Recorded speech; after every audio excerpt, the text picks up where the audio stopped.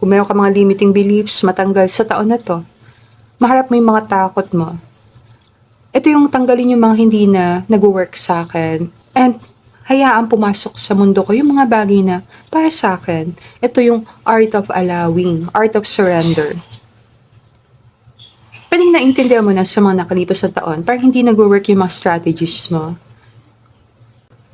Pinipilit mong kontrolin yung nangyari parang nahihirapan ka. Puwedeng sa taon na 'to, maintindihan mo yung flow na salita. Puwedeng flow state or puwedeng flow of life. Medyo nagpo-flow ka sa life.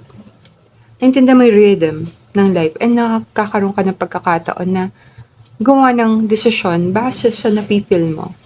Pwede itong susundan mo talaga intuition mo. Follow your intuition. Ito yung taon na 'to na magkakaroon kang trust sa intuition mo. Gagabayan ka niya para maisakatuparan mo yung mga pinapangarap mo.